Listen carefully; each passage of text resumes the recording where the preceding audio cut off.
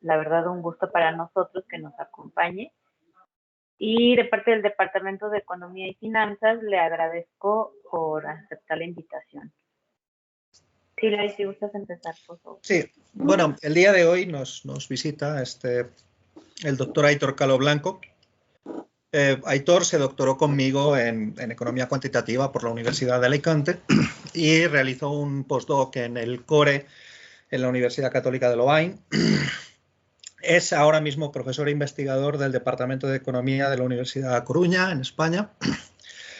Y sus áreas de conocimiento son los fundamentos del análisis económico y particularmente investiga la teoría de decisión social y la teoría de la justicia y las responsabilidades. No tengo por ahí el título de presentación a mano, pero era así como fairness. Sí, fairness with unequal productive skills among other regarding individuals. Me queda un poco largo. De hecho, ahora adelante, por favor. Sí. Comparto, ¿no? Y ya ahí se podrá ver.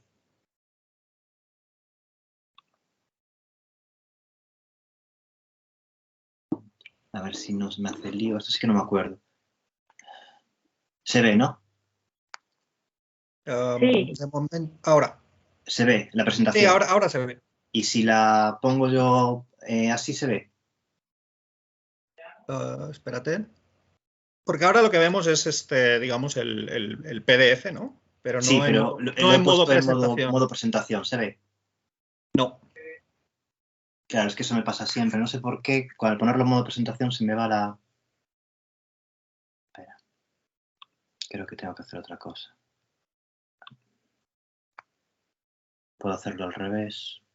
Lo que puedes hacer es poner tu pantalla, y si en tu pantalla lo ves en presentación, se verá en presentación, pero no nos verás a nosotros. Claro, tengo que poner la presentación antes de compartir, creo. Ahora se ve pantalla completa. Ahora sí. ¿Se ve? Sí. Vale, pues cuando quieras empiezo. Adelante, por favor. Y vale, en español o en inglés, como quieras, ¿eh? No, lo hago en castellano, me da igual. Pregunté, me dijeron que en castellano estaba bien, pues adelante en castellano. Sí, no, está bien en castellano. Nada, bueno, pues nada, primero de todo, simplemente, pues nada, darle las gracias por darme la posibilidad de pues compartir y hablar sobre mi trabajo en su universidad. Es un placer para mí, muchísimas gracias por la invitación a Lari y a todos ustedes. Y nada, pues eso, simplemente pues presentar mi trabajo, que este es el título, como decía anteriormente, quedó un poco largo, ¿vale? Pero bueno, intenta resumir lo que queremos hacer o lo que quiero hacer en este trabajo, que es la idea esta que hablaba antes Lari, de mi trabajo basado en la teoría de la responsabilidad de la decisión social. Bueno, más concretamente lo que hago últimamente es buscar la obtención de preferencias sociales. Y en este caso lo que voy a hacer es intentar construir unas preferencias sociales para una economía en la cual los individuos trabajan para conseguir un consumo, pues una renta, un consumo, un ahorro, lo que quieran, lo que puedan conseguir con su trabajo, ¿vale? Y voy a construir estas preferencias sociales bajo dos enfoques éticos distintos, o combinando más que distintos, combinando dos enfoques éticos, ¿vale? El primero es el típico enfoque de justicia que emerge de las ideas de Rawls y muchos otros que vinieron después, en el cual la sociedad, se argumenta que una sociedad, una economía debería compensar, ayudar a la gente, pero solo por las causas que no son culpa de ellos, ¿no? Es decir, si yo tengo limitaciones para alcanzar una renta, pues porque tengo una serie de complicaciones de partida, pues te tengo que ayudar. Si yo no soy capaz de alcanzar una renta porque ese no es mi objetivo en la vida, quiero hacer otras cosas, pues yo ahí debería ser neutral, no debería entrar a compensar algo que tú no quieres alcanzar porque no lo deseas por tus preferencias, ¿vale? En el caso en concreto que voy a tratar hoy, esta idea de compensar solo por lo que no es causa, responsabilidad del individuo, se expresa de esta manera.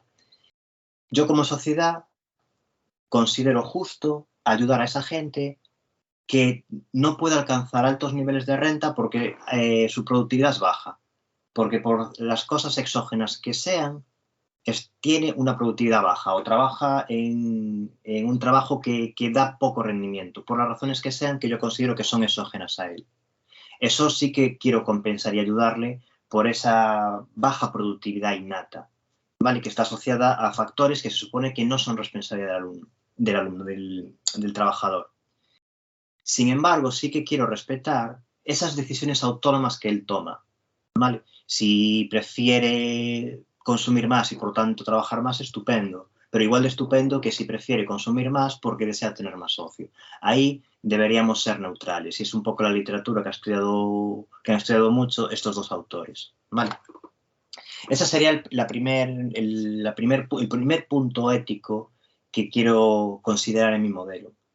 El segundo está relacionado con una cosa o con un tema que se estudia, que se está estudiando mucho últimamente, que es de sobra conocido, no es nada nuevo, pero se estudia mucho últimamente porque ahora se está empezando a proponer modelos que tengan en cuenta algo que sabíamos que existía, que son, en inglés son Other Regarding Preferences, son básicamente, la traducción sería preferencias interdependientes.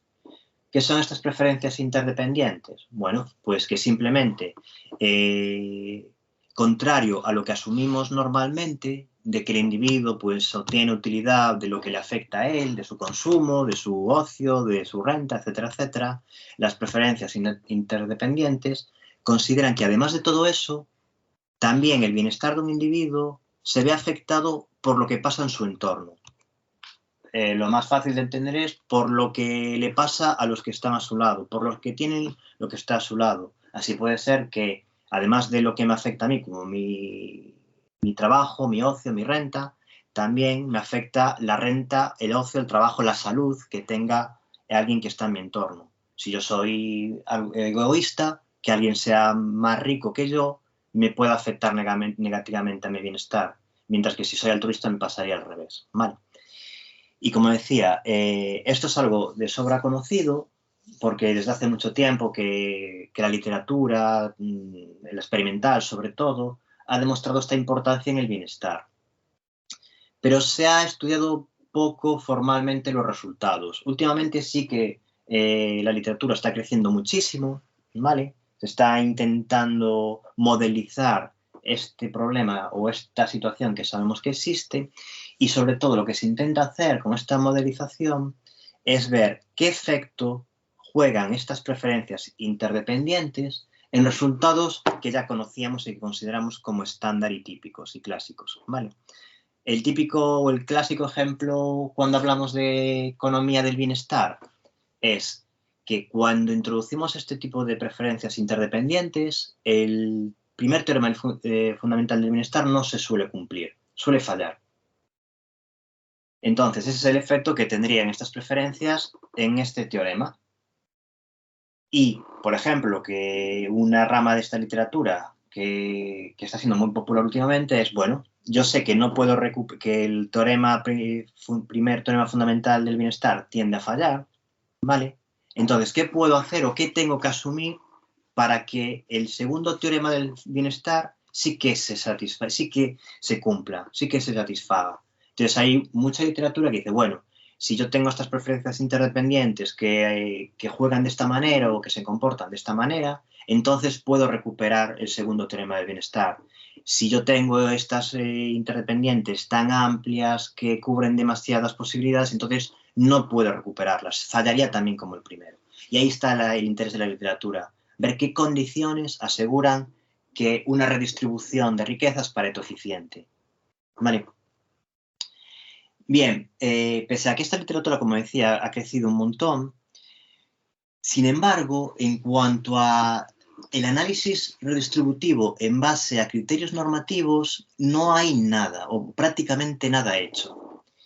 Y esto tiene una explicación, que es cuando hablamos de economía normativa, es decir, cuando decimos qué debería ser, nos encontramos con una cuestión polémica o discutible, mejor dicho, cuando hablamos de preferencias interdependientes, que es lo que hace que de momento no mucha gente se haya atrevido a tirar por este lado, a introducir las preferencias interdependientes en el análisis redistributivo de economía normativa.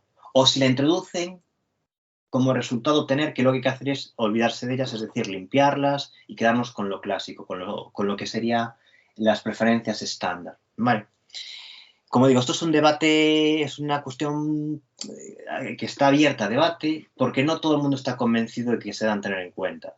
Bueno, aparte, primero de todo, porque es muy complejo, claro, porque estamos añadiendo más dimensiones al problema, ¿vale? Sobre todo hay un argumento clásico para rechazar el análisis o la introducción de estas preferencias interdependientes en el análisis normativo, porque se cree que por definición van a generar resultados que son tremendamente antisociales. Es decir, si yo tengo una sociedad en la cual el planificador tiene en cuenta que la gente es egoísta y altruista, al final lo que vamos a hacer es coger todos los recursos y dárselos a los que más se quejen, a los que más protesten, a los que consideren que están peor con respecto a los demás. Y esa idea de recompensar al que se porta mal, al que tiene un comportamiento antisocial. Eso podría ser cierto, porque como digo, las preferencias interdependientes amplían tanto el concepto de preferencias que se pueden dar múltiples resultados. Lo que muchos argumentan en contra de esta idea para rechazar el uso de las interdependientes es que depende. Si las preferencias son muy abiertas para llevarte a esos resultados extremos, también son muy abiertas para llevarte a resultados donde se podrían producir mejoras en el bienestar. Y este autor, Frank, propone una situación en la cual tener en cuenta las preferencias interdependientes podría llevar a una mejora del bienestar social. Él pone el siguiente ejemplo, si yo sé que mis ciudadanos, con el dinero que tienen, con la riqueza que tienen, se dedican a hacer consumo ineficiente porque quieren competir entre ellos, a ver quién tiene el coche más grande, la casa más grande, quién aparenta tener más, o gente extremadamente altruista que lo que quiere es todo lo que tenga, darlo como sea, donde sea. Me refiero, cuando hay este gasto ineficiente, sobre todo en esa idea de yo voy a gastar no porque lo quiera, no porque lo necesite, no porque me dé utilidad, sino porque me permite mostrarme por encima de los demás. Entonces, lo que propone o lo que dice este autor es que si yo tengo en cuenta las preferencias interdependientes, entonces yo deberé tener un sistema impositivo que haga que los impuestos no sean tan bajos como antes, que proponga una elevación de los impuestos. Porque yo sé que si yo rebajo los impuestos, lo que va a hacer la gente es gastarlo de manera ineficiente. Mientras que si yo no los rebajo, los mantengo, los subo, y luego con esa recaudación adicional invierto en bienes públicos, voy a tener una sociedad que es más eficiente. Mejoraría el bienestar social, porque al tener en cuenta esas preferencias, estaríamos moviendo unos recursos que se invierten de manera ineficiente en un consumo que simplemente vale para compararse unos con otros. No es la importancia del bien, sino la importancia relativa de lo que tienen unos con otros. Trasladar esos recursos que van ahí a otra cosa que serían, por ejemplo, los bienes públicos, que darían un servicio, una utilidad clara, un bienestar claro a la sociedad. Entonces, empieza a no estar tan claro que, por definición, estas preferencias, tener en cuenta estas preferencias, sea algo malo. Hay casos donde puede ser interesante tenerlos en cuenta. Además, no se puede negar que estas preferencias implican la formación de los criterios de justicia que la gente tiene.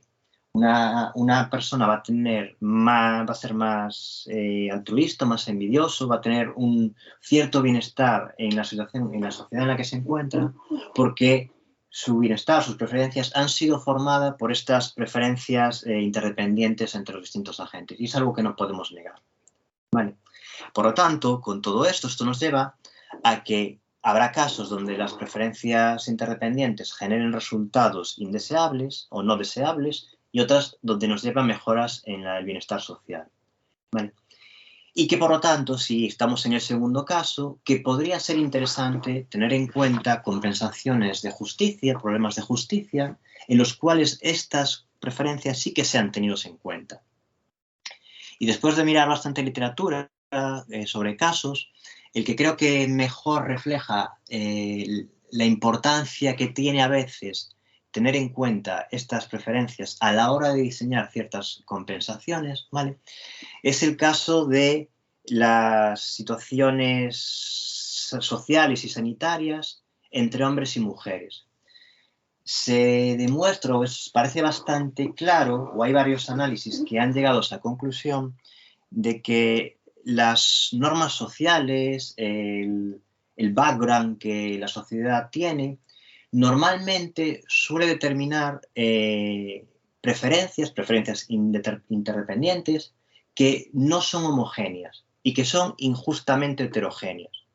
Y es lo que decía que sobre todo se ve en este caso de problemas sociales, problemas sanitarios, entre hombres y mujeres. Por ejemplo, una pareja. Cuando en la pareja es la mujer la que queda sin trabajo, más allá de los problemas de que cuando uno queda sin trabajo hay menos riqueza, menos recursos y por lo tanto menos bienes y hay una caída en el bienestar por defecto. Pero limpiando ese efecto, ¿vale? Se comprueba que cuando una mujer pierde su trabajo y por lo tanto su fuente de ingresos, el hombre, más allá de que hay una menor fuente de ingresos, no percibe tanto un efecto negativo en el bienestar simplemente por el hecho de que su mujer no está trabajando o ha quedado en paro. Mientras que al revés no es así.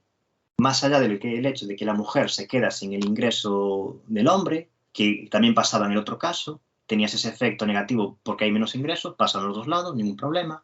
Pero en el caso de la mujer a mayores, tienen la pérdida de bienestar por el estatus, el rol social que implica para una mujer estar con un hombre que no tiene trabajo y que le genera una caída mayor del bienestar. Lo mismo si la pareja cae enfermo.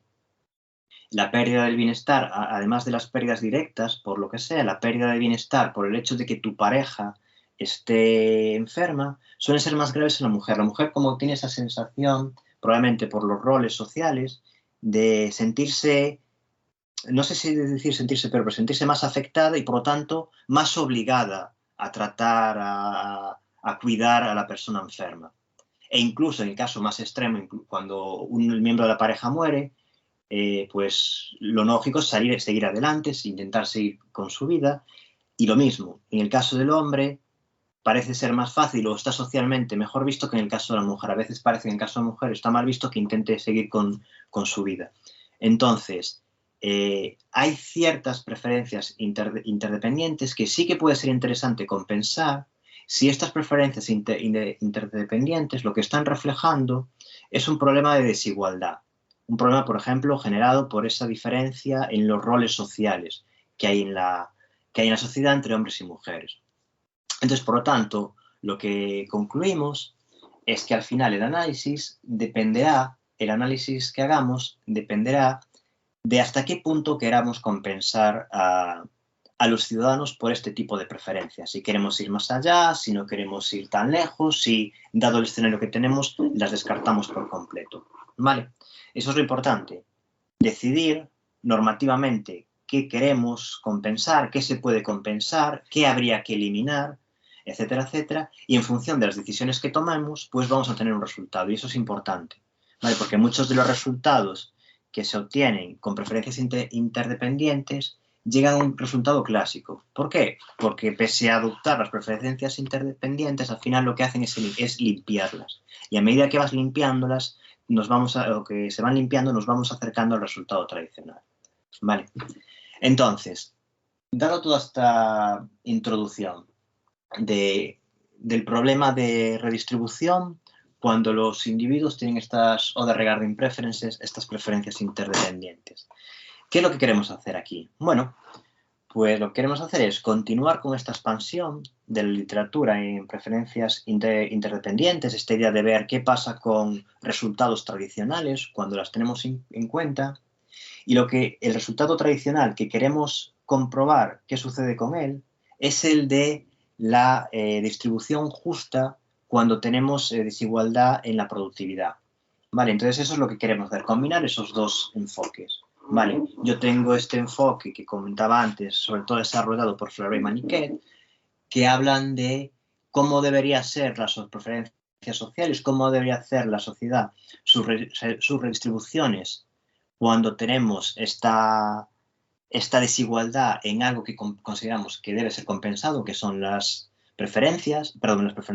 productividades, teniendo en cuenta que las preferencias se deben respetar, pero cuando en vez de tener preferencias estándar, tenemos preferencias interdependientes. ¿Vale? Y aquí es donde vamos a hacer un supuesto que consideramos que valida nuestro análisis, que es que consideramos que asumimos que los agentes tienen preferencias interdependientes, es decir, además de lo que le pasa a ellos, se preocupa de lo que le pasa a la sociedad en el conjunto, o se comparan con la sociedad en su conjunto. Es decir, tienen preferencias interdependientes sobre el consumo medio. Y esto es muy interesante, este supuesto, porque, bueno, por un lado facilita el análisis, porque al final solo me añade una dimensión, no me añade múltiples dimensiones, pero sobre todo éticamente hace más justificable el análisis del problema con preferencias interdependientes.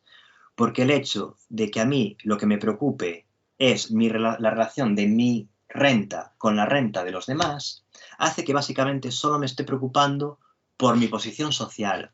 Y hasta cierto punto no es criticable ver que alguien se preocupa por cuál es su posición en la escala social. Pero más importante, lo que evita esto es comparaciones o discriminaciones con grupos específicos. Es decir, a mí me parece bien, yo soy muy altruista, me cae todo el mundo bien, salvo los que se llaman Aitor. A esos los odio y quiero que les vaya lo peor posible. Y cada vez que alguien que se llama Aitor gana algo, yo me siento muy mal. Eso claramente es algo discriminatorio contra un grupo en concreto. Cuando uno asume que las preferencias son sobre el consumo medio, sobre algo que representa a la sociedad, estamos eliminando ese problema de comportamientos antisociales, que yo quiero que a alguien en concreto o a un grupo en concreto le vaya mal. Y hace éticamente más defensible el hecho de que yo tenga en cuenta estas preferencias interdependientes, que no las tenga que eliminar por defecto, porque si al final lo que dicen todos los análisis es que hay que limpiarlas por defecto, al final no estamos haciendo nada nuevo. Y lo que es peor, estamos negando que el resultado típico que conocemos pueda no ser consistente, como pasa, por ejemplo, con el caso de los teoremas fundamentales del bienestar. ¿Vale? Entonces, nosotros, en este trabajo, vamos a considerar este problema de preferencias interdependientes sobre el consumo medio y vamos a tener en cuenta estas preferencias interdependientes sobre el consumo medio a la hora de diseñar los criterios normativos. Las vamos a tener en cuenta, por razones como las que he comentado anteriormente del caso de que pueden afectar de manera distinta e injusta a dos grupos distintos, como era el de los hombres y las mujeres. ¿Vale? Bueno, lo que obtenemos es que, como es habitual en estos modelos, que la sociedad va a priorizar a un tipo de agentes, o mejor dicho, va a priorizar unos agentes que tienen un cierto valor, en una medida que vamos a definir. ¿Vale? Y esta medida es una situación hipotética que se define como aquella productividad que le permitiría a un individuo permanecer indiferente entre su situación actual y otra en la cual tuviese el mismo consumo que los demás en media, que le llevase a una situación en la cual fuese comparable con los demás en media. Bien, esa productividad mínima que le permite alcanzar ese mismo nivel de utilidad es lo que nosotros definimos como medida de bienestar. Una medida de bienestar tipo medida monetaria. Somos capaces de trasladar la utilidad de un individuo a algo que es objetivo y comparable, que es la productividad, lo que podría tener cuando trabajase el máximo número de horas posibles. Y como decía, lo que normalmente se obtiene es que las preferencias sociales priorizan aquel que tiene el menor valor de esta medida. Es decir, vamos a tener un criterio del maximismo. ¿Vale? De acuerdo. Lari, disculpa, ¿cuánto tiempo tendría? Normalmente quiero recordar como hora y pico. ¿Luisa? Ah, vale, bien. No, espero acabar Sí, antes. 1 hora y media está bien. No, espero acabar antes, no. Ningún problema, perfecto, gracias. Vale, entonces, Esto es todo lo que queremos hacer. La presentación del problema que queremos analizar, esta combinación de dos enfoques distintos, y esto es un anticipo de lo que vamos a encontrar. Lo que encontramos es un poco lo habitual, que es una regla del maximin, pero lo importante es cómo se construye esa regla. Esa es la novedad, cómo se construye esa regla. Cómo somos capaces de construir una regla en base a una medida de bienestar que nos permite comparar a un ciudadano una situación en la cual él convive en una sociedad y él busca tener un cierto protagonismo en esa sociedad con un ranking social. En concreto, comparándose con los demás con respecto a cuánto tienen los demás en medio y cuánto tengo yo. Puede ser altruista, puede ser neutral, puede ser envidioso, egoísta. Mejor envidioso, porque egoísta sería neutral. Egoísta es cuando uno solo se considera a sí mismo y por lo tanto sería un agente neutral. No le preocupan los demás, solo se considera por lo suyo. Entonces egoísta no es la mejor palabra, envidioso sería la mejor palabra. Para definir a alguien que sufre cuando a los demás le va bien. ¿Vale? Bueno, para llevar a la práctica esto que acabo de proponer, ¿qué tipo de modelo consideramos? Bueno, pues el estándar en esta literatura. Tenemos un conjunto finito de individuos, ¿vale? Y consideramos una economía con dos bienes, consumo y trabajo, ¿vale? El trabajo está limitado a uno. Se puede llamar a uno la cantidad máxima de horas que una persona puede trabajar y 0 no trabajar, ¿vale? Simplemente se normalizan a 0,1. Y consumo simplemente es una cantidad positiva, ¿vale?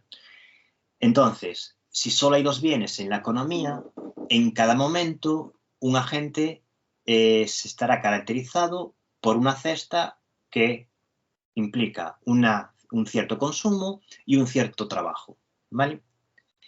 Y una asignación lo que va a hacer es resumir las cestas de todos los individuos que tenemos en la sociedad. Por lo tanto, nos va a dar una visión de lo que tienen todos en términos de consumo y lo que tienen todos en términos de trabajo. ¿Vale? Bien, en nuestro modelo, en esta economía básica, con un número finito de individuos y dos bienes, cada individuo se caracteriza por dos rasgos o dos atributos. ¿Vale?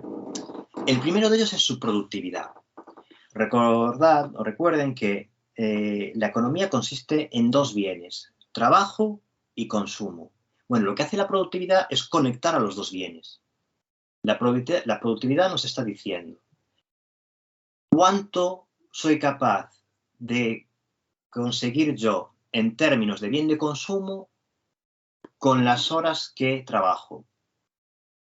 Eso es lo que hace entonces la productividad. Simplemente transforma el bien trabajo en el bien final consumo. Obviamente, cuanta más alta sea la productividad, más consumo tendré yo por hora. Y ahí es donde entra lo que en estos modelos se considera injusto, porque se asume que esa productividad es individual, resume factores por los cuales el individuo no es responsable. Por ejemplo, ya no es solo el hecho de que nazco con algún tipo de problema genético o mecánico que no me permite trabajar en condiciones, pero va más allá. ¿Qué pasa si yo me crío en un entorno donde no se valora el trabajo y por lo tanto en principio yo tengo menos capacidad para ser productivo porque me ha inculcado siempre que el trabajo no vale para nada o que las cosas se hacen mal? ¿De acuerdo? O el nivel de formación. Yo me he formado en los mejores sitios y por lo tanto tengo una alta productividad. Yo lo mismo, he nacido en un entorno deprimido y por lo tanto la formación que me dan no me permite tener una alta productividad. Todas esas causas que consideramos que no son culpa del individuo se resumen en ese. Lo que sí que sería causa del individuo es lo que veremos después, que son las preferencias, ¿vale? Antes de entrar en ellas, simplemente una pequeña acotación para el conjunto de productividades. La productividad es simplemente un escalar que me dice cuánto consumo soy capaz de producir con mis horas de trabajo. La única restricción que imponemos en esta productividad es que hay un número máximo. Hay una productividad máxima que un ciudadano puede alcanzar, ¿vale? Bien, el segundo rasgo es el de las preferencias, el de, bueno, una vez que yo tengo esta capacidad de producir consumo con mi productividad, ¿cuánto ¿cuánto consumo voy a querer tener? Bueno, pues si soy muy hacendoso, trabajaré mucho para tener mucho consumo. Si soy menos trabajador, más perezoso, pues trabajaré menos y por tanto tendré menos consumo. Eso nos lo va a decir, las preferencias. Y en principio, las preferencias sobre cuánto quiero trabajar yo es algo que vamos a respetar. Esto se va a ver perfectamente cuando presente el último criterio normativo. Pero en principio, una sociedad sí que va a considerar que cada uno es libre de trabajar las horas que quiera.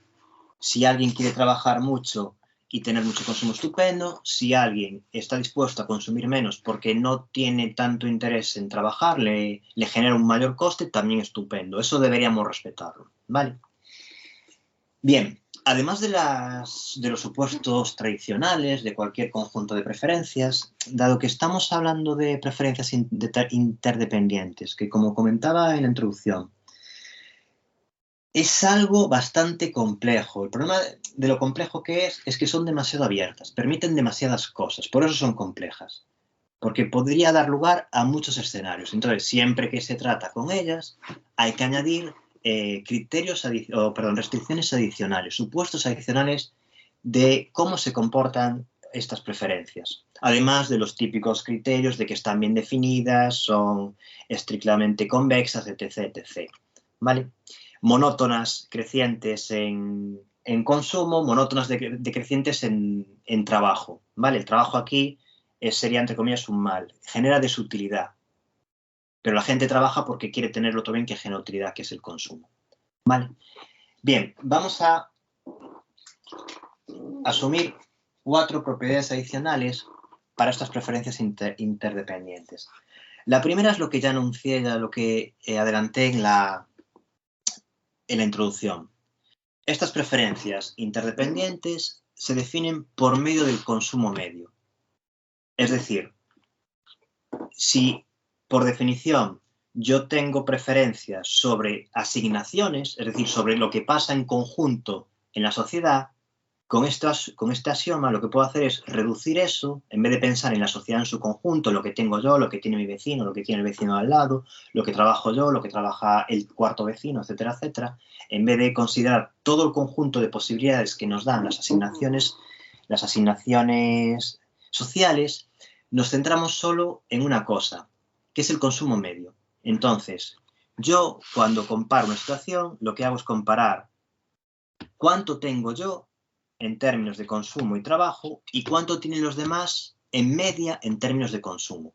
¿Vale? Limitamos muchísimo el alcance de las preferencias. Las razones, las que ya comentaba anteriormente. Por supuesto, primero para que el modelo sea manejable, pero además porque así el modelo es éticamente más razonable. Yo no tengo preferencias por si aquellos que me caen mal pues trabajan poco y me gustaría que trabajasen más. Y aquellos que me caen bien, tienen poca renta y me gustaría que consumiesen más. No, lo reducimos a algo más básico. ¿Cuánto tengo yo? ¿Cuánto me cuesta tener lo que tengo yo? ¿Y cuánto tiene la sociedad en media, en términos de consumo? Solo en términos de consumo. No pensamos en términos de trabajo para la sociedad. El segundo supuesto simplemente pone un límite a la envidia. Es habitual poner límites, lo mismo para que el modelo sea manejable. La gente puede ser envidiosa, altruista o neutral, pero no puede ser envidiosa al nivel de que prefiera que todo el mundo, que la única manera en la cual sea posible que él esté bien es cuando los demás estén en el peor escenario posible. Hay ciertos límites a la envidia que proponemos. ¿Vale? Luego, otra propiedad que esta es bastante habitual cuando estamos hablando de preferencias interdependientes es el hecho de separación. Separación lo que dice es, yo cuando valoro 2 cestas para mí, siempre las escojo o las valoro de la misma manera, dado lo que tienen los demás. ¿Qué quiere decir esto? Que si yo tengo que elegir entre la cesta A y la cesta B y los demás son ricos, yo, por ejemplo, elijo la cesta A. Si los demás son todos pobres, también tengo que elegir la cesta A. Otra cosa es que me hagas elegir entre la cesta A y la B en un escenario en que unos son ricos y otros son pobres. A lo mejor prefiero la cesta B cuando los demás son ricos a la cesta cuando los demás son pobres. Pero si los demás son iguales, es decir, si los demás son todos ricos, yo siempre pongo a A delante de B. Y si los demás son todos pobres, tengo que volver a poner a A por encima de B. Eso es lo que dice separability. Es una propiedad relativamente exigente y demandante, pero curiosamente es la más estándar de la literatura. ¿Por qué? Porque tiene cierta lógica que al final lo que le pase a los demás, lo que haga es modular mi bienestar hacia arriba o hacia abajo, ¿vale? Pero no que me haga cambiar. O sea, me podría hacer cambiar si yo al cambiar consigo que los demás cambien. Pero si los demás no cambian, yo no puedo hacer cambiar a los demás, entonces mis preferencias deberían ser normales. Yo, pues me gusta la cesta, cojo la cesta por encima de la B. Siempre que los demás no cambien. Si al cambiar yo de A a B cambio los demás, entonces sí que puede que tenga distintas preferencias, porque si no, no habría preferencias interdependientes. Pero si los demás permanecen fijos, da igual que sean ricos, pobres, medios, etc., yo tengo unas preferencias normales. Y es lo curioso, es el supuesto más rígido, más exigente, pero es el más tradicional, más estándar.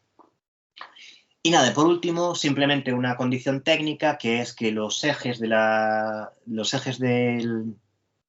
gráficas, de las funciones, son asíntotas. ¿De acuerdo? Unas preferencias, como vamos a ver ahora, pues tendrán un eje de asíntotas en el nivel máximo de trabajo y en el nivel mínimo de consumo. ¿Vale?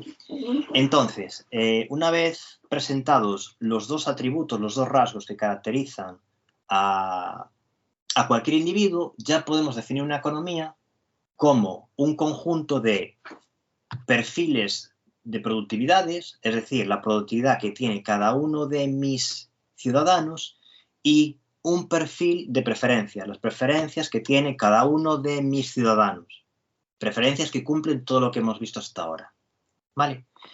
Bien, no sé si esto estará muy claro porque realmente los axiomas son densos, sobre todo presentados así. Si se presentan en una gráfica, yo creo que son más intuitivos. Entonces, en esta gráfica lo que voy a hacer es todas estas transparencias que acabo de presentar del modelo, resumirlas en un gráfico, creo, lo más simple posible. Entonces, tenemos una economía, ¿vale?, en la cual los individuos, o en la cual hay dos bienes, trabajo y consumo. Si nosotros tenemos o consideramos individuos con preferencias estándar, es decir, que solo se preocupan por lo suyo, los que en principio deberíamos llamar egoístas o neutrales, ¿vale?, tendríamos las típicas preferencias, curvas de indiferencia estrictamente convexas, si las asumimos así, ¿de acuerdo?, que crecen hacia arriba, en este caso crecen hacia abajo porque el trabajo genera desutilidad. Pero sería el típico ejemplo de unas preferencias, de unas curvas de indiferencia.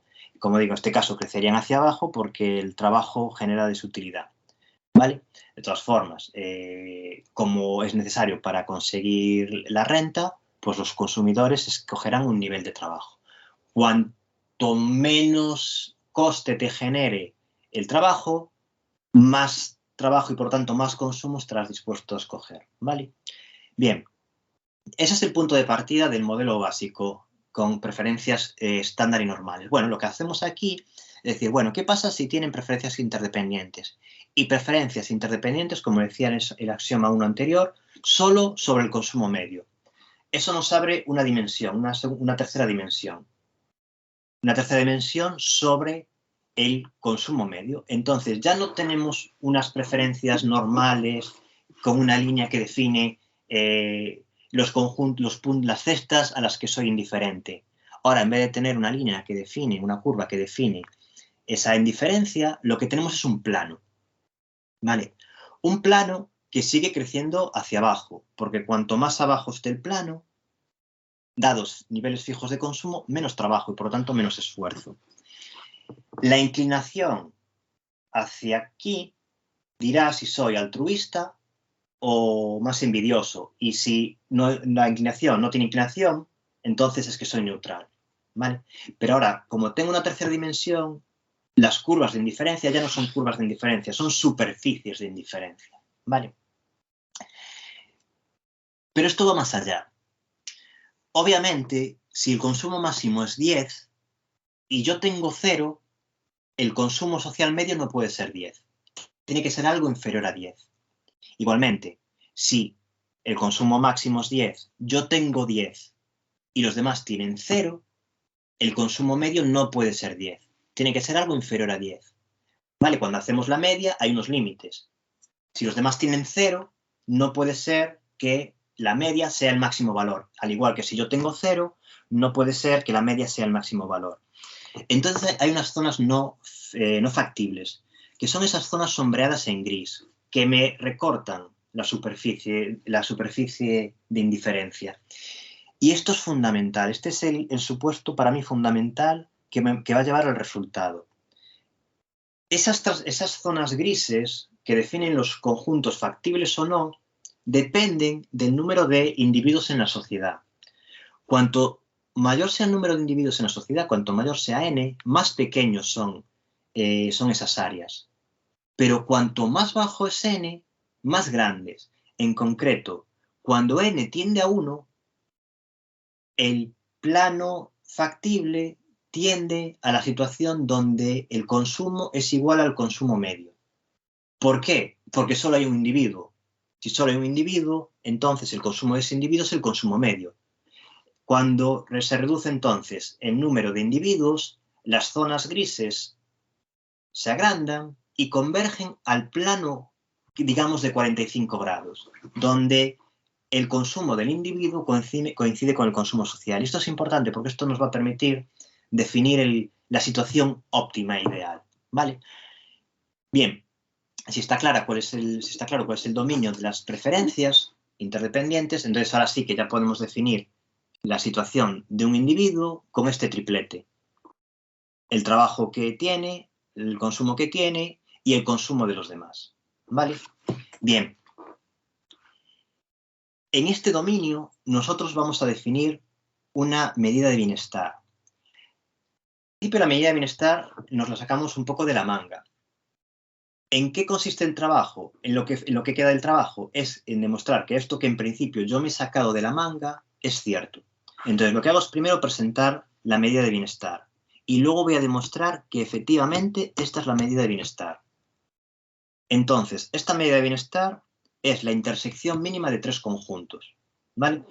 Esta es la definición. Lo mismo, muy farragosa, muy compleja. No porque sea compleja si no se ha visto estos modelos antes, pues es difícil de entender con la definición. Pero más fácil de entender con el ejemplo anterior. Es exactamente el mismo ejemplo anterior. Bien. Nuestra medida de bienestar es la intersección de tres planos, o de tres conjuntos. El primero es el propio plano de superficie de indiferencia. Por supuesto, si yo quiero medir el bienestar de un individuo, tiene que estar relacionado con la cesta o una cesta similar a la que tiene el individuo. Por lo tanto, uno de los tres conjuntos que define la medida de bienestar tiene que ser el plano de indiferencia, porque es lo que mide el bienestar subjetivo del individuo. Ahora ese bienestar subjetivo lo queremos transformar en un bienestar objetivo que podamos comparar. Entonces, ese es el primer conjunto. El segundo conjunto es el plano de 45 grados, el plano donde el consumo medio coincide con el consumo del individuo. ¿Por qué? Por lo que dije antes. Ese es el plano factible, el único plano factible, cuando solo hay un individuo en la economía, cuando el individuo está solo. Cuando el individuo está solo en la economía, se comporta como un individuo estándar, porque no tiene con quién compararse. Por lo tanto, cuando hacemos la intersección entre esos dos planos, me queda la curva gruesa en azul. Por lo tanto, voy limitando. Yo tengo que partir del conjunto de indiferencia, por supuesto, porque tengo que respetar las preferencias del individuo, pero ya me centro en la curva gruesa. Me centro en un punto, en una situación en concreto de ese plano de indiferencia. Y por último, el tercer conjunto que me define finalmente cuál es el bienestar es el vector director de este rayo que sale del origen y es tangente a la curva gruesa que acabo de definir. ¿Por qué ese vector director? ¿Qué define ese vector director? Ese vector director define la mínima productividad que yo necesitaría para alcanzar la misma utilidad que tengo con la cesta actual, con la situación actual. Yo tengo una situación actual que viene definida por ZI y C media de Z. ¿Vale? Ese punto que está dibujado sobre la superficie. Bien, yo transformo esa utilidad subjetiva en algo objetivo. ¿Qué es ese algo objetivo? Es esa productividad mínima que yo necesitaría para alcanzar exactamente la misma utilidad en un contexto ideal en el cual yo estuviese solo. Ideal en el sentido de que no tengo externalidades, estoy solo. Por eso me centro en el plano de 45 grados o en el plano C igual a C barra. En el plano donde el consumo coincide, el individual consume con el medio. ¿Vale? Bien, no sé si está clara esta medida de bienestar, si genera algún problema con la interpretación gráfica. Yo creo que se entiende. Vale. No le quito la complejidad porque la tiene, pero se entiende. Sí. No, la complejidad, digo, en el momento que uno lee 3 o 4 artículos que hacen estas cosas, no es tan complejo, pero de primera sí que parece más complejo de lo que es. Por eso salto de la definición a la gráfica. Pero sobre todo lo importante es eso, que centrándonos en el plano de 45 grados, le llamo plano de 45 grados, aunque aquí es más confuso lo de plano de 45 grados, en el plano donde el consumo individual coincide con el medio, básicamente estamos haciendo lo mismo que se hace tradicionalmente. Yo me estoy haciendo converger el modelo complejo de 3 dimensiones a lo que conocemos, al modelo básico con solo 2 bienes. Y puedo medir eso con una productividad, con un número. ¿Cuál sería la productividad que me permita a mí, en ese modelo, en ese escenario ideal que he definido, tener exactamente la misma utilidad? ¿Vale? Bueno, pues si la medida de bienestar está más o menos clara, lo que vamos a hacer ahora, lo que proponemos ahora es, lo que acabo de avanzar es, así propuesta, esta medida, alguien me dirá, ¿por qué esta medida? ¿De dónde la sacas? Bueno, lo que voy a demostrar ahora es que esa es la medida que resulta de aplicar una serie de criterios normativos que nos parecen razonables. Es decir, vamos a construir las preferencias sociales. Vamos a construir las preferencias sociales y las preferencias sociales van a señalar esta medida que acabo de presentar.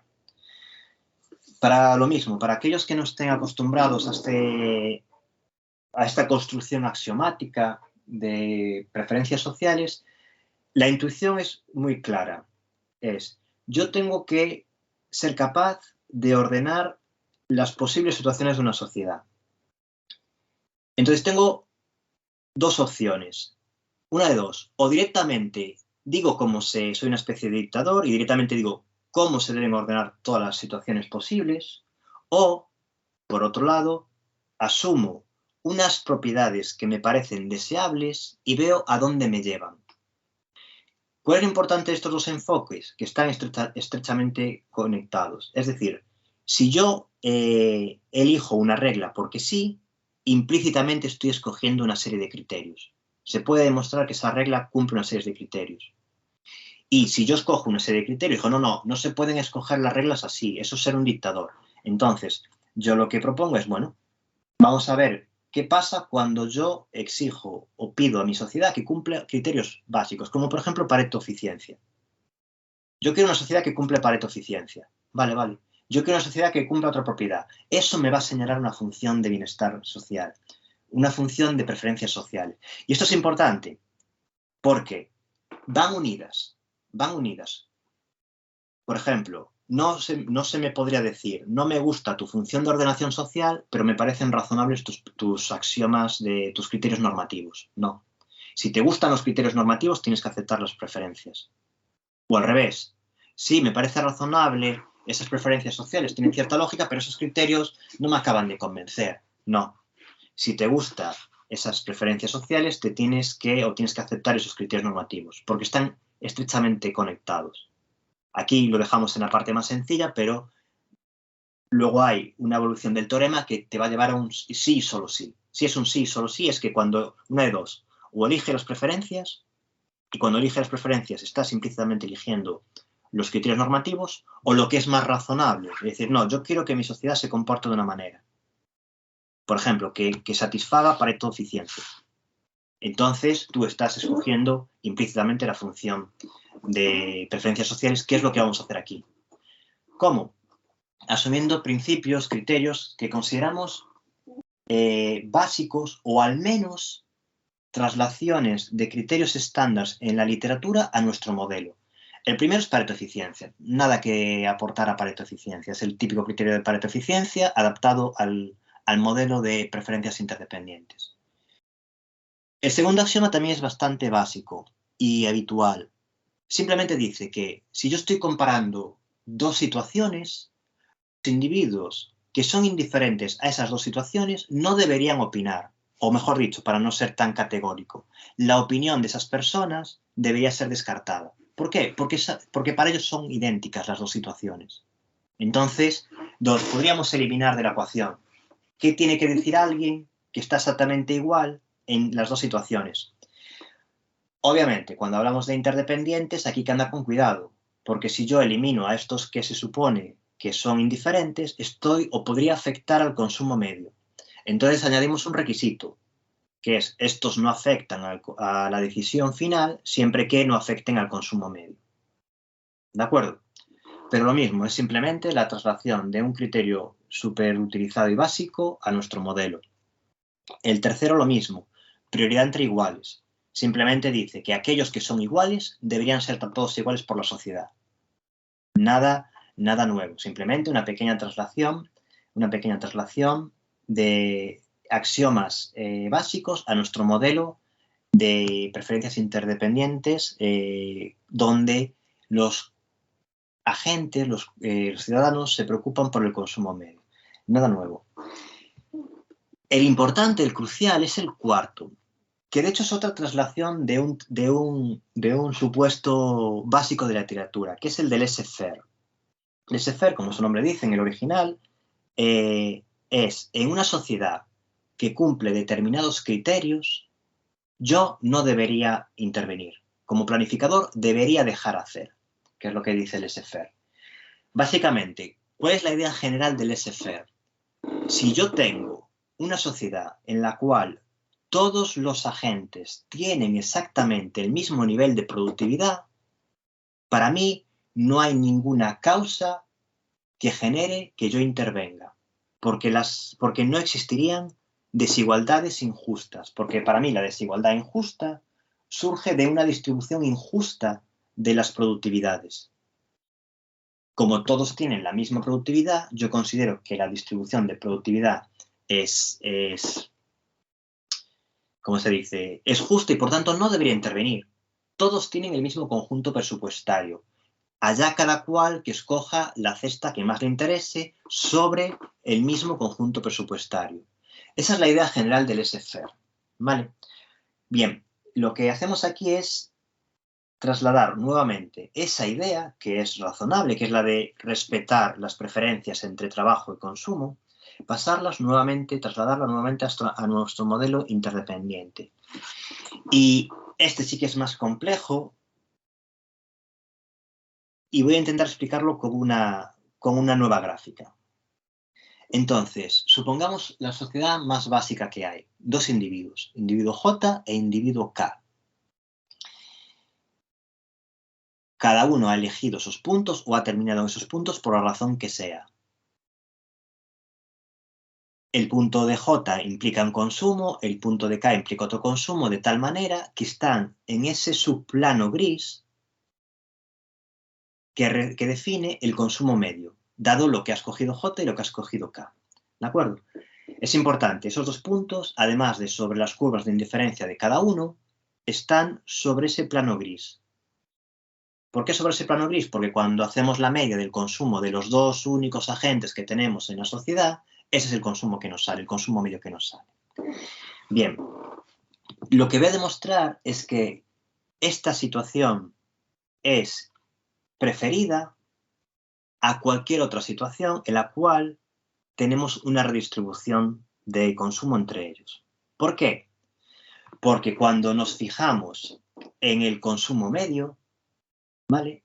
cuando nos fijamos en el consumo medio, cuando nos fijamos en la situación en la que ellos estarían solos, hipotéticamente solos, en la sociedad, ellos tendrían exactamente la misma utilidad. ¿Vale? Si solo están ellos en la, me refiero, si cada uno considera que está él solo en la economía, entonces tenemos que pensar en el plano azul. Y, por ejemplo, en el caso de J, tendríamos que pensar en la curva gruesa J. Si, no sé si podría dibujar. No sé si dibujando voy a... No. Bueno, lo que... como digo, esta es la parte más compleja del trabajo. Lo que yo quiero decir con esta situación es que para J es indiferente la cesta actual en una economía con dos individuos que lo que tendría en una economía en la cual él estuviese solo. Él, para tener exactamente la misma utilidad en una economía que estuviese solo, necesitaría esa productividad SJ. Con K pasa exactamente lo mismo. K tiene una situación cuando está en esa economía con otro individuo, que viene definida por la superficie de indiferencia azul. Cuando hipotéticamente asumimos que está solo, la utilidad, que sería exactamente la misma, viene definida por la curva gruesa azul. Fíjense que ambas curvas gruesas son tangentes a esa línea negra que define la misma productividad.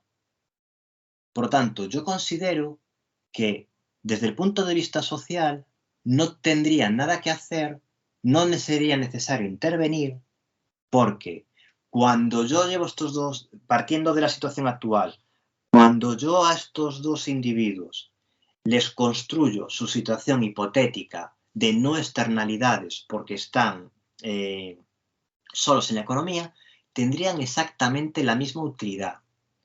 Una utilidad que, si se fija nuevamente en la tangencia con las curvas gruesas, sería la que maximizaría sus preferencias. ¿Vale? En el conjunto presupuestario definido por las productividades SJ o SK, que son iguales, el individuo K azul y el individuo J escogerían distintos puntos porque K tiene más preferencia por trabajo que J, pero cogen esos puntos distintos sobre el mismo conjunto presupuestario. ¿De acuerdo? Por eso yo considero que son iguales, que azul tenga más consumo y más trabajo no es ningún problema, es algo que yo respeto. Al igual que J tenga menos consumo y menos trabajo, es algo que yo respeto. Algo que yo respeto porque considero que esta persona no tiene o le genera el trabajo mayor esfuerzo y a mí me parece bien. Lo que me parecería mal es que fuesen tangentes a rectas que tuviesen productividades distintas. Ahí entonces tendríamos conjuntos presupuestarios distintos. Pero aquí, en la situación hipotética en la cual están solos en la economía, sin externalidades, los dos están escogiendo sobre el mismo conjunto presupuestario. Las tangentes entre las curvas gruesas de colores y la línea negra se da sobre esa única línea negra. Sobre una línea negra que viene definida por la misma pendiente, por la misma productividad.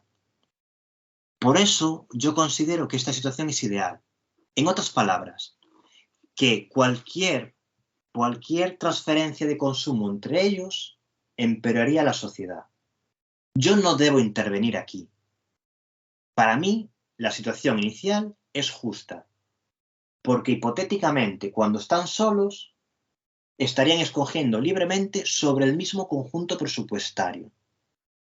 Si yo intervengo, estaría alterando esta posibilidad de escoger libremente sobre el mismo conjunto presupuestario. ¿De acuerdo? Entonces, cualquier situación en la cual nos movemos, por ejemplo, J' a la derecha y por lo tanto K' hacia la izquierda, no mejora, debería empeorar el bienestar social, al igual que si la transferencia va en otra dirección. Cualquier transferencia que nos aleje de este punto empeora a la sociedad, porque yo considero justo que cada uno escoja donde quiera su trabajo y su consumo. ¿De acuerdo? Lo mismo, no sé si este axioma sí que es complejo, me costó no solo proponerlo, sino explicarlo, como se está viendo ahora mismo. No sé si queda mínimamente clara cuál es la idea. Yo por lo que veo, básicamente lo que tienes es que la medida que tú usas de bienestar, en realidad no depende del punto que ellos escojan, sino de cuál es el conjunto. O sea, tú tienes ahí el plano. Ese plano lo cortamos con la línea de 45 grados y con eso trazamos la línea directora.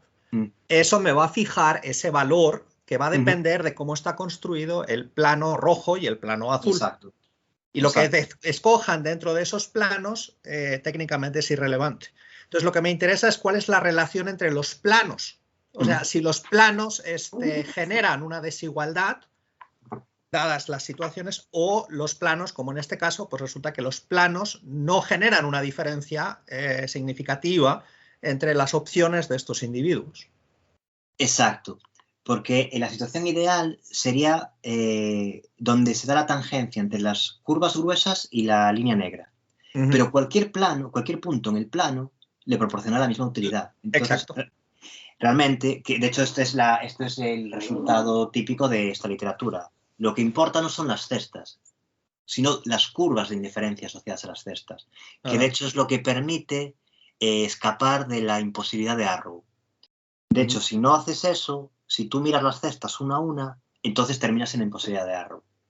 Para escapar de ella, tienes que fijarte en las curvas de indiferencia, en este caso en los planos, en las superficies de indiferencia.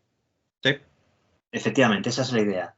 El punto idóneo, ideal, sería el de la tangencia, pero cualquier otro punto asociado a esos planos me da exactamente el mismo valor. Situación en términos de bienestar. Por tanto, es equivalente. ¿De acuerdo? Sí. Vale, pues esa es la idea del laissez-faire.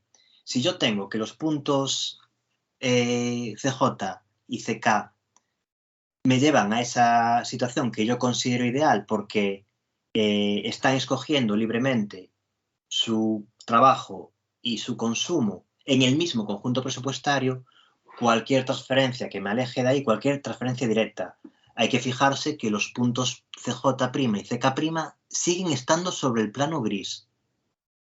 Porque yo estoy haciendo una transferencia directa de dinero entre ellos. Por lo tanto, el consumo medio no cambia. Cambia la distribución del consumo, pero no el valor medio. Entonces, esos puntos siguen estando en el plano gris. Esto es importante. Si nos movemos del plano gris, nos empezamos a complicar. Ya no está claro que la situación inicial sea óptima. Pero mientras nos movemos en el plano gris, consideramos que eso es óptimo.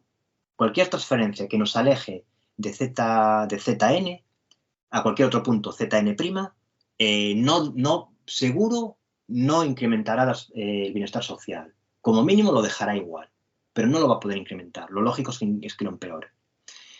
¿De acuerdo? Bueno, pues con esto en principio ya estaría, porque el resultado, como comentaba con anterioridad, es ese. Yo he propuesto una medida de bienestar. La he propuesto de primeras. Cualquiera me podría decir con razón que yo estoy eligiendo de una manera dictatorial la medida de bienestar y, por tanto, las preferencias. Es un argumento completamente válido. Entonces, ¿qué compruebo yo? ¿Qué demuestro yo?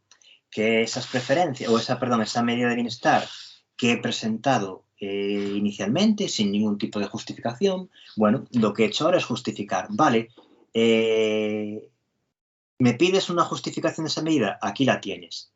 Si te han convencido los 4 axiomas, criterios normativos anteriores, Pareto eficiencia, consistencia, prioridad entre iguales y esta versión del laissez-faire que acabo de presentar ahora, si te convencen esos 4 a la vez, entonces te convence la medida de bienestar que propuse al principio. No solo eso, te convence que la manera de aplicar esa medida de bienestar es el maximín. Que tú vas a dar prioridad siempre a aquel que tenga un menor valor de esa medida. Es lo que está diciendo el teorema. Si los criterios normativos son aceptados, entonces yo preferiré aquella sociedad o aquella situación social en la cual el valor mínimo de esa medida de bienestar sea el máximo. Es decir, el básico o estándar criterio del maximín. Pero sobre esa medida de bienestar que presenta al principio. Por lo tanto, ahora ya estaría la justificación. Vale, me has pedido una justificación sobre esa medida, aquí la tienes.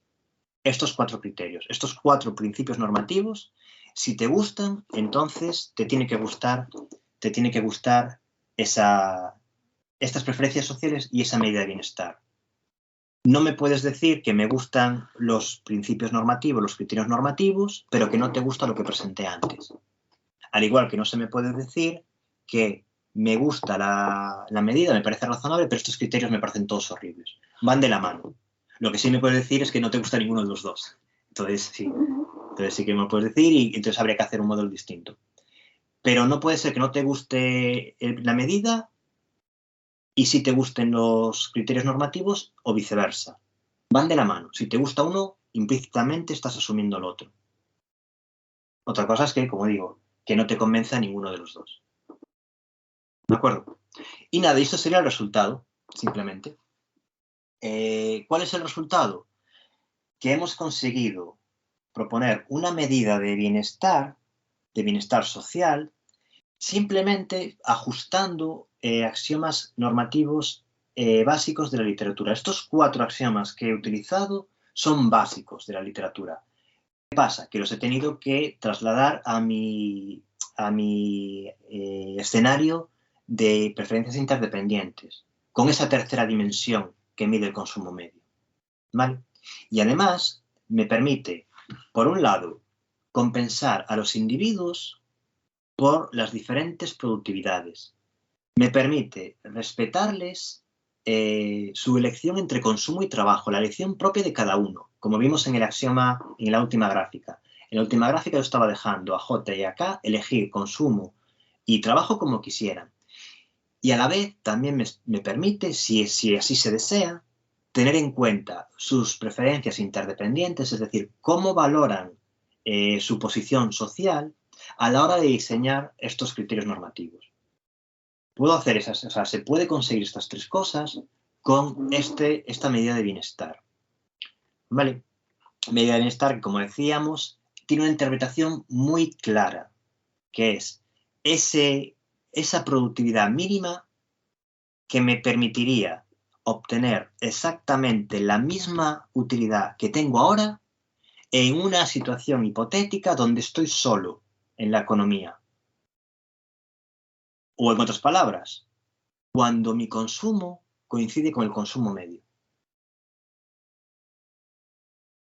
Ese sería la medida de bienestar, esa productividad mínima.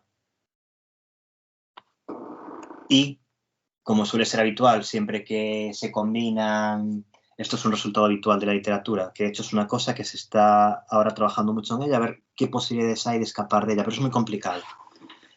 Porque siempre que se utilicen criterios de desigualdad básicos, los criterios de desigualdad básicos que he cogido no requieren una gran aversión a la desigualdad.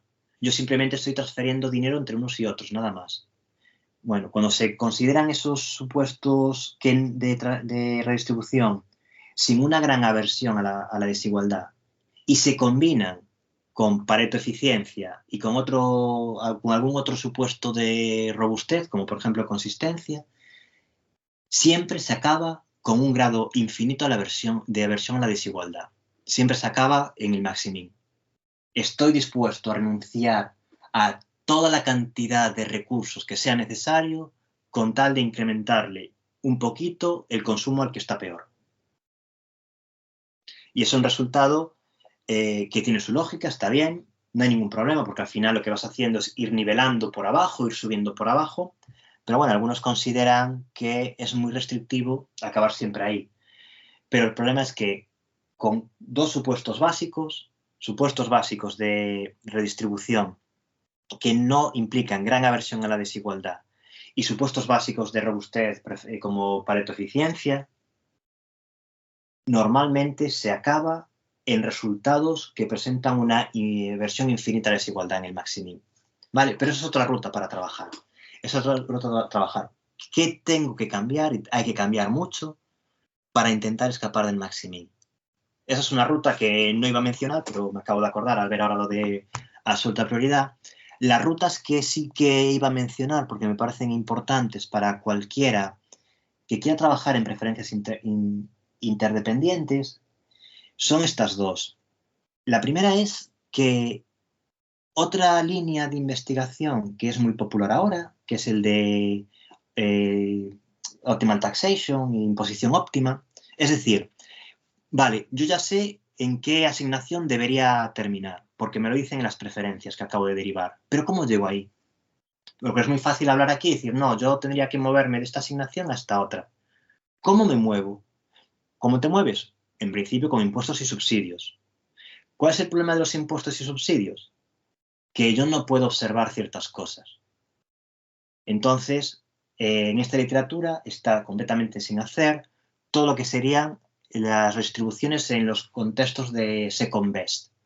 Es decir, ¿cómo puedo yo ahora aplicar estas preferencias que acabo de derivar, dado que no soy capaz de observar cuánto trabajo? Puedo ver el consumo, pero yo no puedo ver cuánto trabaja cada uno. Esa es una información privada. Esa es una línea, una posible línea para el trabajo. Otra posible línea de trabajo es, bueno, yo también para poder defenderlo éticamente, yo he considerado un modelo muy básico, donde solo hay preferencias interdependientes por un bien, y por un bien básico, que es el consumo medio. Podría haber hecho lo mismo con el trabajo medio, o combinando las dos, o combinando otras cosas. Bueno, otra posible ruta es intentar derivar preferencias sociales con preferencias interdependientes más complejas. Y una tercera ruta, que también me he dado cuenta hablando ahora de esto, sobre todo el segundo punto, es justificar todo esto. Justificar todo esto. Yo he dado unas pautas que mínimamente justifican, sobre todo este caso de preferencias interdependientes en consumo medio. El derecho a querer estar en un ranking social. Pero a medida que se va complicando, que se van extendiendo lo que se considera por preferencias interdependientes y hasta dónde se quieren tener en cuenta, implicaría una mayor discusión formal y ética del enfoque, que también es algo que quedaría por hacer. Simplemente se justifica para casos muy concretos, como por ejemplo el que he utilizado yo. Vale. Y nada, y esto sería todo. Muchas gracias por la atención y si alguien tiene algún comentario o alguna duda, pues encantado de responderle y agradecerle el comentario, la sugerencia para intentar mejorar la calidad del trabajo.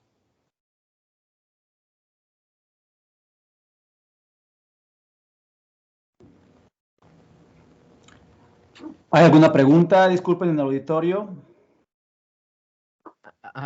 Yo tengo una pregunta, la verdad es que no sé si lo entendí bien. En un punto bueno, soy Luis, de aquí del Departamento de Economía.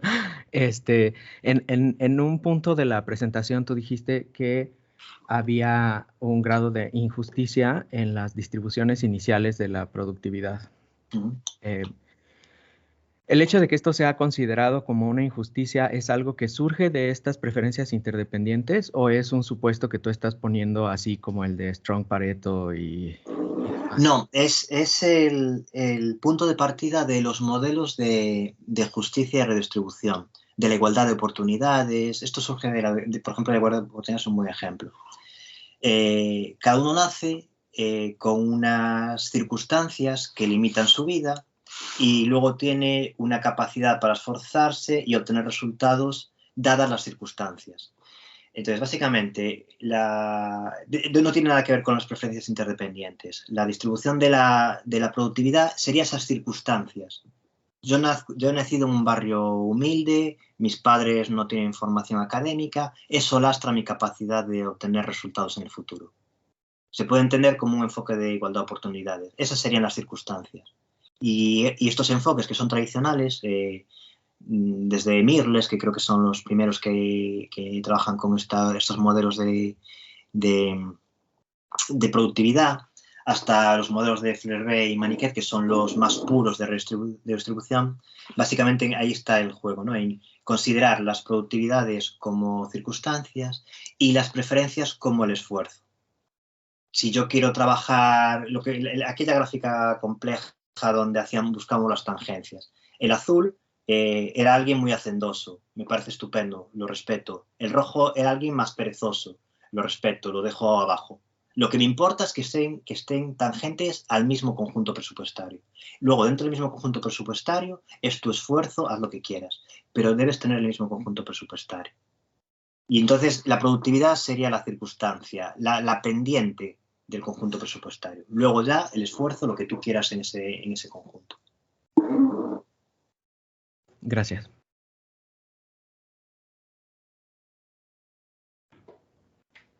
¿Más preguntas? ¿Nadie más? No, porque si no ya me lanzo yo. Antonio.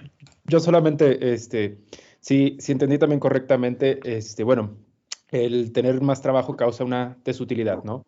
Sin embargo, pues como bien lo mencionó Aitor, pues necesitamos el trabajo para consumir, ¿no? Y estamos asociando, evidentemente, pues quizás más horas de trabajo con una mayor cesta de consumo. Entonces, yo pensaba mientras veía tu presentación y dije, bueno, y no sé si será muy complejo y supongo que sí, pero digo, ¿qué tal sería medir el efecto, por ejemplo, de los salarios?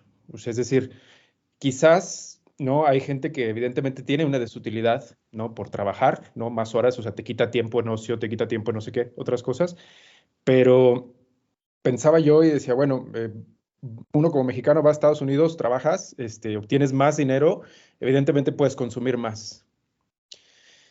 Caso México, a lo mejor trabajamos mismo número de horas, ¿no? Que podríamos trabajar en Estados Unidos, pero evidentemente alcanzamos menos. Entonces, ¿se crearía una distorsión en tus modelos, en tus resultados, al considerar algo así? En principio no, porque lo que estarías Eso asumiendo... técnicamente va por la productividad. O sea, tú lo que ganas es tu productividad multiplicada por el trabajo. Claro, lo que estás haciendo, si tú consideras la posibilidad de emigrar y consideras que eso no... Es como Estados Unidos, la productividad es más alta. Es exacto, es incrementar el rango de productividades. Obviamente generas más desigualdad porque tienes más rango para moverte. Eso es lo que generaría, si asumimos que la inmigración no tiene ningún otro componente adicional que pueda afectar a la desigualdad. Sí, controlando para lo demás. También luego estás en peor situación, lo que sea. Si simplemente lo miras como eso, es como incrementar el rango y por lo tanto incrementar la desigualdad. Ok. Pero al final el salario, de hecho en muchos modelos en vez de productividad llaman salario. Salario. Ok.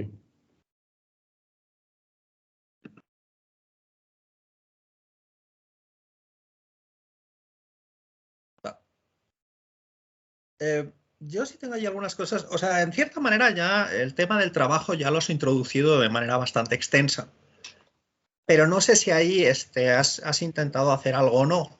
O sea, porque ahora lo que tenemos en cierta manera, por ejemplo, imagínate que eres una persona envidiosa, ¿no? Pongamos el caso malo, ¿no? Y claro, te estás fijando en el consumo del otro, pero el consumo del otro es más alto porque trabaja más. O sea, a lo mejor incluso tenéis la misma productividad. O sea, a lo mejor te encuentras en el mismo, en la misma curva y entonces tienes, o sea, desde el punto de vista laissez-faire no deberías hacer nada porque se encuentran en la misma restricción. Sin embargo, hay un elemento en el cual, como estas personas han escogido puntos diferentes y nos estamos fijando solo en el consumo, hay un efecto negativo al bienestar de la persona con consumo bajo porque no está incluyendo el trabajo. O sea, no se está fijando en que ese tipo consume más, pero pues consume más porque trabaja más. Entonces, ya has hablado un poco de ese tema, ¿no? Pero ¿hasta qué punto introducir también esa comparativa de trabajo? Primero, si te complica mucho la vida, ¿o qué efectos podría tener? Sí, a ver, por partes. Analíticamente complica muchísimo la vida. Tendríamos que, como no sé si te acordarás, nos preguntó algún profesor en un examen en pizarra de que dibujásemos algo que se nos salía de las dimensiones. Pues nos pasaría eso. claro, tú estás pensando en una cosa que tiene mucha lógica, mucha intuición, pero con un modelo con una dimensión menos. Tú estás añadiendo una dimensión al modelo, una cuarta dimensión. Entonces ya no te garantizas esa tangencia que se dé donde está. La posibilidad de incluir trabajo me parece muy interesante. De hecho, podrías tener una cosa muy interesante, muy compleja, muy interesante, que dices, jo, qué rabia me da este tío, cuánto dinero tiene, no sé qué bronca me da, no sé qué. Pero para vivir así, prefiero estar como está, que se aguante, que se fastidie. Sí. Que lo No, es disfrute. como ver a alguien que se parte el lomo a trabajar y tiene un Claro. chingo de cosas, pero dices, oye, pues yo prefiero tener menos viendo el esfuerzo que tiene que estar haciendo esa persona. Claro, pero entonces tenías algo muy interesante porque estarías combinando, tu resultado final sería una combinación de dos resultados parciales, muy interesante, ¿no? Por eso que dices tú de qué rabia, pero que se aguante, mira.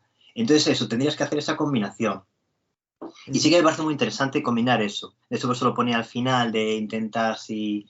No, digo, has introducido el tema, obviamente. Pero hay un problema. Bueno, derivando preferencias sociales no, porque cuando derivas preferencias sociales estás en un first best, puedes hacer lo que te dé la gana. ¿Cuál es el problema que me genera a mí? No problema, sino intuición, dificultad intuitiva que me genera pensar en el trabajo. Que es más difícil observar el trabajo. Tú es más fácil ver que el vecino viene con un Porsche y no ver cuántas horas trabaja. Entonces es más discutible si puedes tener preferencias interdependientes sobre algo que no observas claramente. Mientras que el consumo sí, porque ves el ritmo de vida que tiene y lo puedes añadir en tu utilidad fácilmente. El trabajo es más complicado. Pero sí que me parece interesante ese resultado, ¿no? De añadir esa variable adicional te da esa posibilidad, ¿no? de contrarrestar la envidia hacia los demás. De hecho, probablemente sea incluso sería más justificable el hablar de preferencias interdependientes. Porque al final, sí, antisociales porque solo te fijas en lo que quieres, que es el consumo. Haces el cherry picking, no, es que mira ese qué rico es. Pero también interdependiente te deja caray, pero mira cómo trabaja. También te da una justificación para pensar que esto hay que tenerlo en cuenta. Porque no todo es tan sencillo de, es que o me das eso o le prendo fuego al monte. Que bueno, que en mi región era típico en su momento, pero no es tan así. No es tan así.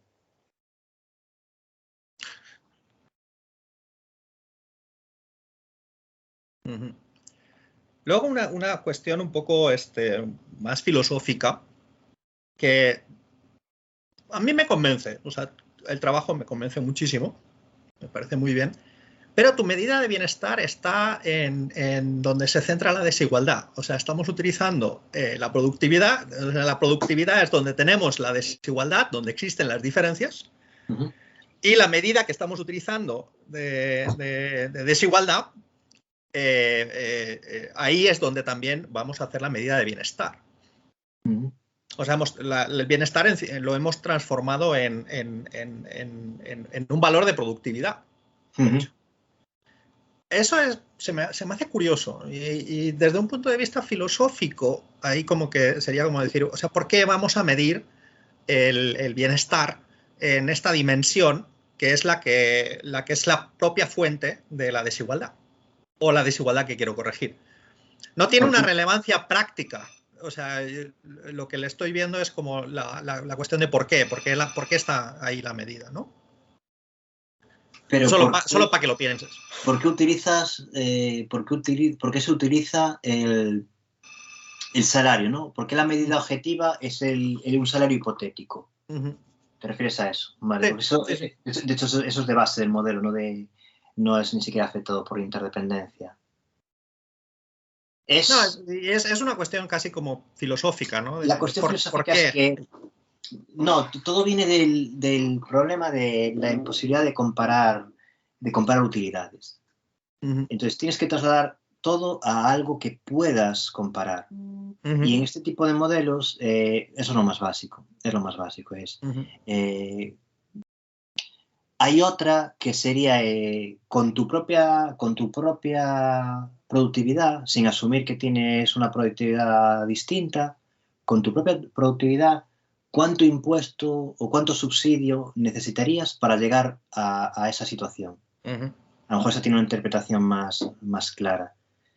Pero la idea, aparte de eso, de que no puedes comparar, estás haciendo comparaciones con preferencias ordinales, estás haciendo comparaciones interpersonales con preferencias ordinales, no cardinales.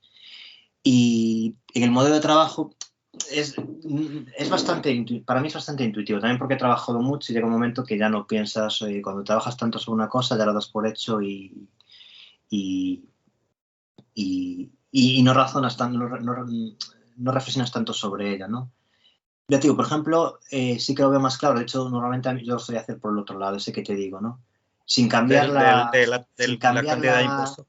Claro, sin cambiarte la productividad, la medida hipotética sería cuánta subvención más necesitas para llegar allí. O cuánto impuesto te tengo que subir para bajarte a una situación normal. En productividad, sí, es más extraño pensar en por qué no puedes cambiar la productividad. Es algo endógeno a ti y decir, ¿cuál necesitarías? Sí. Es una, de todas maneras, o sea, sí compro todo el tema, sí. Pero sí se me hace raro que lo estemos midiendo en esa dimensión que es justamente donde tenemos también la desigualdad, ¿no? Y luego, desde un punto de vista ya más práctico, más real, es el tema de ¿con qué consumo medio? ¿Con el regional? ¿Con el de la ciudad? ¿Con el del país? ¿Con el mundial? Con el de la economía que consideres. Pero ahí entra el tema justo que estaba poniendo Antonio, ¿no? O sea, tienes a lo mejor un país rico al lado, ¿no? Y tú estás en un país más pobre. ¿Con quién te vas a comparar? ¿Con los de este país o con los del país de al lado? ¿No? Y eso también, digamos, desde una cuestión no teórica, sino de aplicabilidad, ¿no? Es como dónde me estoy fijando, ¿no? Incluso, por ejemplo, pues todas las diferencias regionales dentro del país, ¿no? Entonces es como, pues vivo en una zona del país con unas determinadas características.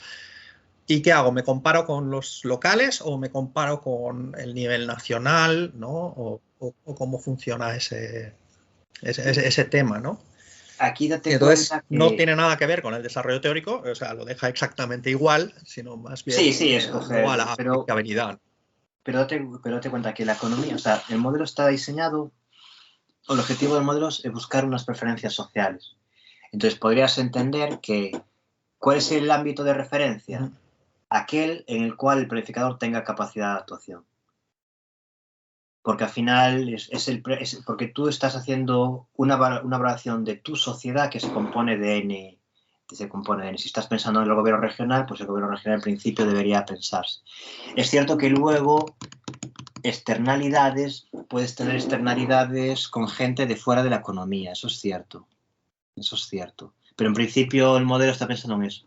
¿Cuál es el área de referencia? La del planificador, que es el que al final está derivando sus preferencias. Pero sí que es un punto interesante ver, claro, no considerar planificadores más grandes o más pequeños, ¿no? Sino considerar si ahora... sí. No, o sea, la aplicabilidad... Fuera de la economía. Una aplicación de eso es lo que estabas comentando con Antonio, ¿no? ¿Qué pasa con la migración, no? Entonces, como que la migración es una comparativa también entre lo que está ocurriendo aquí y lo que está ocurriendo allá, ¿no? Y aquí tenemos muchos memes, ¿no? De que el licenciado se fue al norte a trabajar de fregaplatos. Pues ¿por qué? Pues porque de fregaplatos allá me va mejor que titulado universitario en México, ¿no? Sí. De todas formas, mientras estés en el first best, no deberías tener mucho problema. Porque lo que estás haciendo es jugar con el S+. Más grande, más tal, generas más desigualdad. Pero sí que sería un problema enorme si haces el second best. Porque, claro, yo puedo fijar impuestos a los míos, pero no voy a fijar impuestos a los al lado. Pero no a los otros. Entonces, claro, quizá en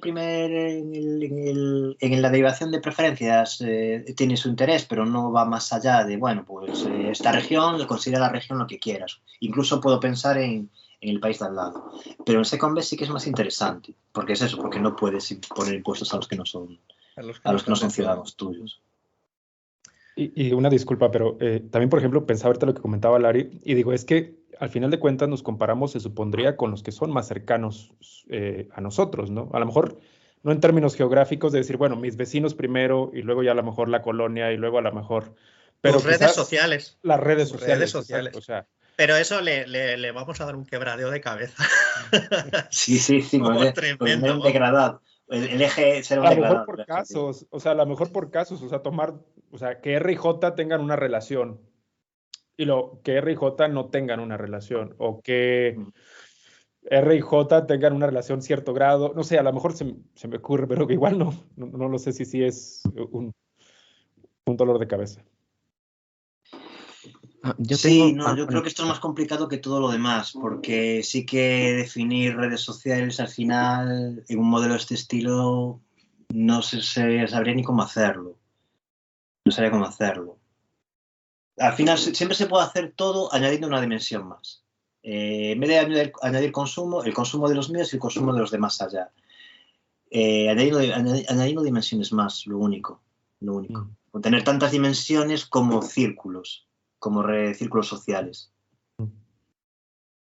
En cuanto a la pregunta que hizo Larry, no sé si la entendí bien, pero lo que entendí yo fue, tú estás suponiendo que el bienestar individual es la satisfacción de preferencias, ¿no? O sea, y por lo tanto la función agregada que estás haciendo, pues representa las preferencias de las personas. Entonces, si a la gente les importa el consumo y la intensidad, pues entonces al planeador le va a importar el consumo y la intensidad, ¿cierto? O sea, la razón por la cual al planeador le importan esas cosas es porque le importa a cada persona, ¿no? Sí. Sí. Y sí tienes comparaciones interpersonales de utilidad, porque sí.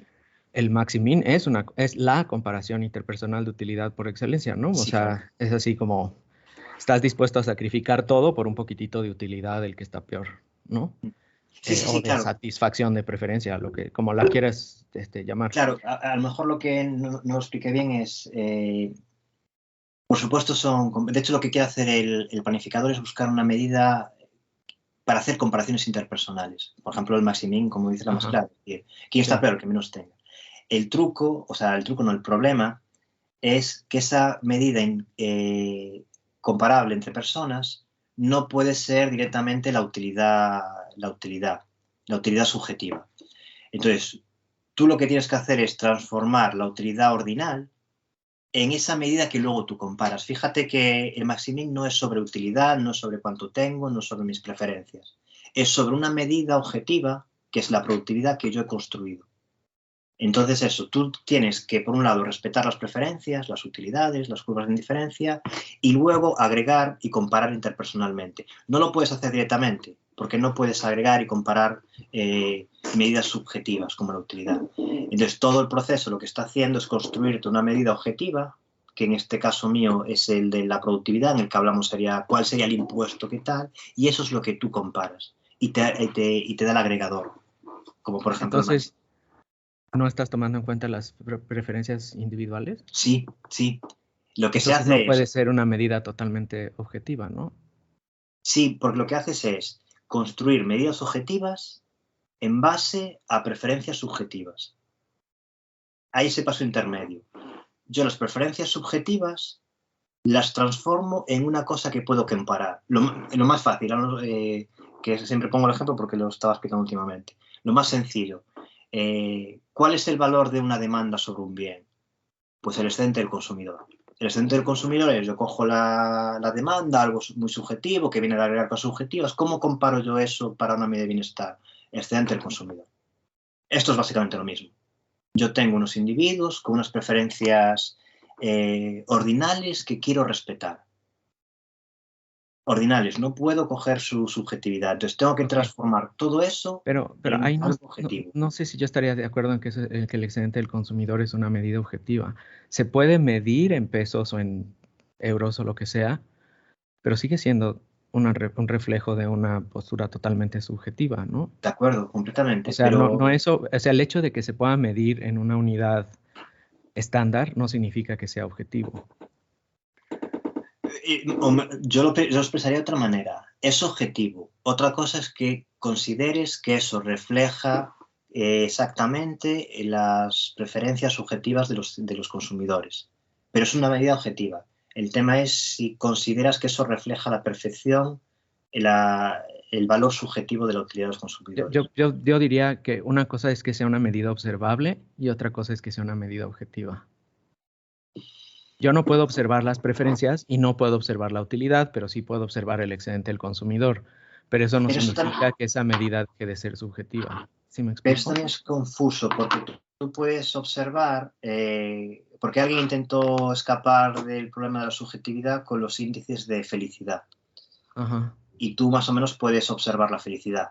Puedes ver cómo está, puedes preguntar, Sí. puedes tal. Sí. Pero tienes el mismo problema, es una medida subjetiva. Es Sí, observable, claro. pero subjetiva. Entonces el problema es eso, que tú quieres que sea objetiva, clara. Estás hablando de dinero. Entonces no hay ningún problema, es claramente objetivo. El tema es que consideres que no representa bien la subjetividad, que es lo que decide al final, lo que hace al consumidor decidir, a la gente escoger la cesta. Pero luego, al menos desde mi punto es objetiva. De hecho, la puedes comparar, las agregas, las sumas para tener el bienestar. En mi modelo las agregas para dar también una comparación. Y es algo claro y objetivo. Es cierto que no está muy claro que sea subjetivo. O sea, que alguien tenga dudas de que represente claramente la subjetividad que implica las decisiones de un consumidor. Entonces significa que sí podríamos tener una teoría del valor objetiva, porque pues la utilidad marginal por precio pues se puede ver en los precios, ¿no? Pero creo que seguiríamos diciendo que es una teoría del valor subjetiva, no es objetiva solo porque el excedente se pueda... digámoslo así. ¿Sí me explico? O sea, no sé, como que creo que ahí hay una diferencia importante entre algo que es observable y algo que es objetivo. O sea, objetivo es independiente del sujeto, pero ¿cómo va a ser una valoración independiente del sujeto? Es una medida objetiva. Eso quiere decir básicamente que hay una manera estándar, digamos, de poder medir y comparar. Entonces, tu altura es subjetiva, ¿vale? Pero te medimos y mides tanto. Y entonces yo puedo medir a diferentes individuos, cada uno tiene su altura subjetiva, su altura propia, pero teniendo esas medidas estándar donde hemos establecido cómo se mide una altura, tengo una medida que como medida es objetiva, es comparable, medible, puedo hacer una media, una distribución, un tal, que no puedo hacer necesariamente con un valor subjetivo. Entonces, al establecer una manera clara, precisa, concreta de cómo vamos a medir determinados elementos, sigue siendo subjetivo porque cambia la preferencia, cambia la medida. O sea, cambia la preferencia del individuo y su productividad y tal, también cambiará. Pero ahora sí puedo comparar esa productividad con la productividad de otro, cuando no lo puedo hacer con una utilidad subjetiva, porque ni siquiera sabemos cuál es el valor en concreto de una utilidad. Entonces, la utilidad es ordinal, no tiene cardinalidad, no se pueden sumar, restar, no puedes hacer medias, pero yo puedo encontrar este tipo de elementos de observación y medida de estos elementos subjetivos que permiten operar, y puedo hacer medias, puedo hacer distribuciones, puedo hacer tal, algo que no puedo hacer con una medida que es puramente ordinal. Ajá, pero ese es mi punto. En el momento en que haces comparaciones interpersonales de esta supuesta medida objetiva, pues entonces aparentemente ya resolviste el problema de las comparaciones interpersonales de utilidad, ¿no? Sí. Pero, pues no. Con las limitaciones de la medida. De la medida y sí, exacto. Bueno, ya tenía otra pregunta. Creo que se me olvidó. Ahora la recuerdo. Es que me quedé pensando en esto y se me olvidó la otra pregunta que te iba a hacer. Pero ahorita me acuerdo. Pero por si alguien quiere ir preguntando algo mientras. Era mi otra pregunta. Yo un elemento que me parece bastante interesante en el tema es el tema de lo que hiciste al principio, digamos, para evitar problemas éticos. Cuando esos problemas éticos sí ocurren cuando tenemos otras cuestiones en las cuales tienes elementos donde te dicen, oye, esto no lo debería hacer el gobierno, sino que la gente debe ayudar a la gente, digamos, por otros mecanismos del organismo civil, pero en otros organismos del mecanismo civil civil te vas a encontrar con que pues voy a ayudar a los que tengo cerca, o voy a ayudar a los de mi grupo, o voy a odiar a la gente que se llama Aitor, ¿no? Y entonces sí te permite, como digamos, abstraer un poco eso y decir, oye, o sea, tenemos, por ejemplo, mecanismos de colaboración dentro de la sociedad civil, pero donde normalmente dentro de esa colaboración, dentro de la sociedad civil, vas a encontrar ese tipo de elementos donde no lo hago de manera, digamos, anónima, sino por el contrario, lo estoy haciendo de manera completamente señalizada, donde voy a ayudar a una comunidad por su color de piel, por su religión, por su orientación sexual, por su no sé qué, y digamos generas ese tipo de situaciones y que tú tienes, digamos, un planteamiento en el que intentas salir de ese problema, ¿no? Que es un problema que creo que en la sociedad pues podemos observar perfectamente. Sí, no, de acuerdo, os digo. De hecho, para mí la parte que más queda por trabajar en esta literatura es las argumentaciones de por qué enfocar un problema así o de otra manera. Por eso también probablemente haya poca literatura, porque no hay gente que se atreve a enfocar, a teorizar sobre esto. Eso, como dices, el supuesto que tengo yo me interesa porque, por un lado, me hace la vida más fácil, pero también porque me es más fácil defenderlo. De hecho, si alguien sabe de ejemplos de artículos experimentales que hable sobre estas cosas, se lo agradezco. Estoy acumulando una literatura de ejemplos sobre ello. Llegué a ver hasta de o sea, no solo de cuidados, que es otro de los campos típicos para estas cosas, de vacunación. También hay tema mucho hecho de preferencia interdependientes, tanto por egoísta, me intento aprovechar, como no me interesa, pero bueno, me vacuno así también ayuda a los demás, pero de histórico, investigación histórica sobre vacunación. Y yo encontré una más floja, pero bueno, también se mencionaba que era el dopaje, ¿no? Que había gente que consideraba que no se dopaba no solo por el posible perjuicio personal, sino porque al doparse estaba elevando los estándares y estaba obligando a los demás a doparse. Entonces no se dopaban para no obligar a los demás a doparse, y al tú no doparte, tú bajas tu posibilidad de ganar y de obtener más. Entonces, casos así, si alguien sabe algún ejemplo y me lo puede enviar, pues se lo agradezco. Ya te digo, estoy acumulando todos los posibles para hacer una justificación más clara, más allá del caso del consumo medio, que este sí que está más o menos claro, aunque también hay que justificarlo.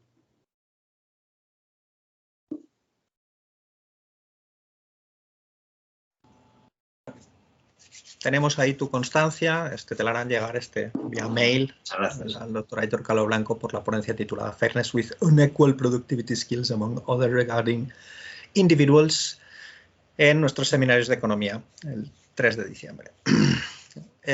Ya veremos, a ver si luego te pasas por aquí para recogerla en físico en algún momento. Vale, pues suerte. Sí. Pues, muchas gracias a todos por la invitación y por asistir. Iba a decir a estas horas de la... aquí es mediodía. A estas horas de un viernes prefestivo, pero claro, es que estoy en otro uso y en otras costumbres. Y en otras festividades. Sí. Nada, lo dicho, muchas gracias a todos por asistir, por las preguntas y por las sugerencias. Muy interesante. ¿Recordaste tu pregunta, Luis? Sí, no sé si todavía tenemos tiempo, porque no... yo creo que podemos aquí, los que se quieran ir, que se vayan, ya lo damos por finalizado y nos quedamos con Luis a ver qué onda. Es muy corta, pero siento que hay como varios niveles en donde me parece que el problema de la información dispersa aparece a nivel de los ciudadanos, bueno, que ya medio lo mencionaron Tony y Larry, a nivel individual, ¿no? O sea, que cómo sabes o sea, ellos dijeron que había un asunto sobre con quién te comparas, pero hay un asunto de información dispersa que es no solo con quién te comparas, sino con quién te puedes comparar dado que no tienes información, ¿no? Entonces, y ese asunto se hace todavía más complicado al nivel del planeador social, porque si tú no sabes lo que tus vecinos trabajan, pues menos vas a ver el planeador social, ¿no? Entonces hay como varios niveles Y cuando ellos proponían que se extendiera esto a más dimensiones, pues cada dimensión que añades es una dimensión adicional de información que no conoces, ¿no? Sí. Entonces, como que el problema hayekiano de la información dispersa crece exponencialmente, pero empieza desde el individuo que se compara con los demás. Entonces, más bien yo creo que ahí no sería como tanto con quién elige compararse en el individuo, sino con quién se puede comparar. Y a lo mejor se va a poder comparar con la gente que sale en el Ola, porque esa es información más fácil de conseguir que incluso la de sus vecinos, ¿no? Precisamente porque pues, la información es dispersa. Y en el caso de cuánto trabaja cada quien, pues eso es así como, who knows. Entonces ahí creo que sí hay como un problema que sí se tiene que tomar en cuenta con cualquier pretensión de llevar esto a la práctica, porque veo que una medida de bienestar como esta, pues requiere de una cantidad de información que no existe y que además, pues hay un problema de compatibilidad de incentivos gigante en que las personas revelaran esta información a sus propios vecinos, ya no digamos a un hipotético planificador central, ¿no? Sí, digo, aquí sí es un problema como en la misma recaudación sí, de hay impuestos, ¿no? varias cosas que se abren a la vez. Problemas, cosas que incluso tienen soluciones intuitivas y cosas que abren nuevas vías, ¿no? En principio, first best. En first best tú buscas cuál sería lo ideal, entonces se supone que hay información completa para todos lados. Sería como el mercado perfecto. Cuando introduces problemas de second best es cuando introduces el modelo de second best, cuando tienes problemas de información. Claro, pero esto está pensado para el planificador. Entonces, el planificador no observa tus características. Eso es lo que se entiende en estos modelos, en estos modelos por el second best. Entonces, yo tengo que hacer una política de impuestos, subsidios bajo ese requisito, ese problema de información.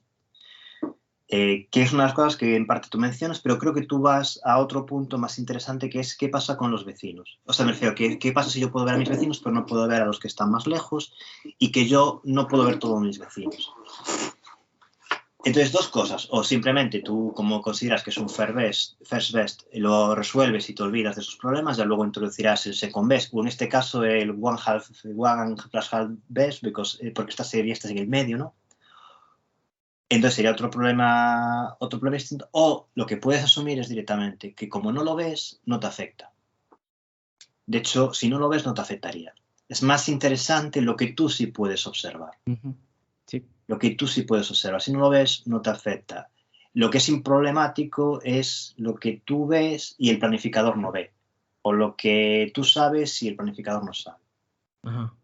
O si, como decía Larry, te metes, vale, tú eres rico, pero a lo mejor eres rico, pues vete tú a saber por qué, porque te dejas la vida en ello. Entonces, una de dos, o asumes que eso se ve y que tú percibes eso, o simplemente tú te fijas en él. El problema de la observación del individuo, que es cierto que no puedo observar todo, pero si no lo puedo observar, le afecta. Sí, le afecta aunque no lo observe, o que si lo observe, o peor, ¿no? Que observe todo sesgado. No sé, es que Claro. pienso en el efecto Piketty, ¿no? O sea, Piketty ha convencido a muchas personas que el mundo nunca ha sido más desigual que hoy y hay mucha gente muy enojada, pero que a lo mejor antes de esto, pues no lo hubiera pensado, ¿no?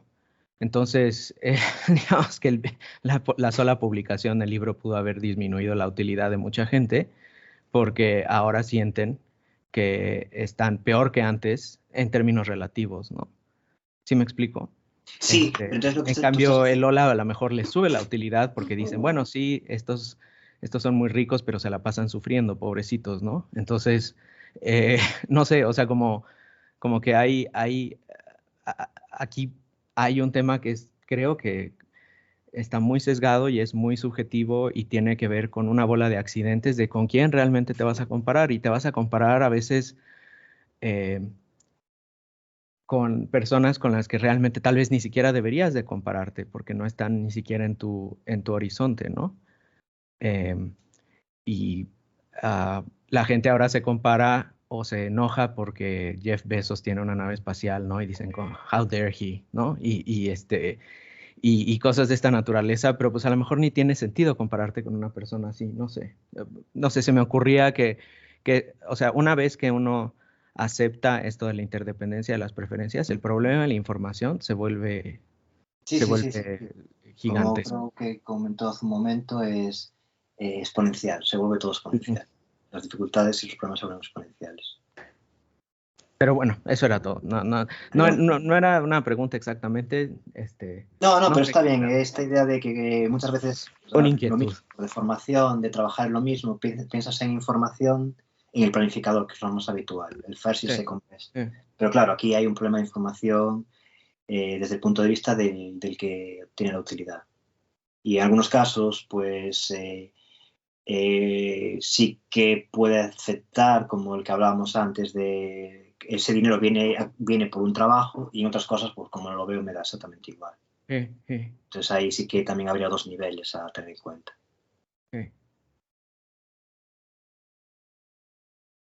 Bueno. Gracias. Muchísimas gracias y creo que ya te vamos a dejar por ahí llévense ya casi las 9. No, 8. 8. No pasa nada. 8. Nada. Muchísimas gracias por habernos acompañado y muchas gracias por tu tiempo. Muchas gracias, doctor. Gracias. Gracias a ustedes por la invitación. Un placer. Nos vemos. Ojalá. Hasta luego, muchas gracias. Hasta luego. Un saludo, gracias. Felices fiestas. Igualmente. Hasta luego.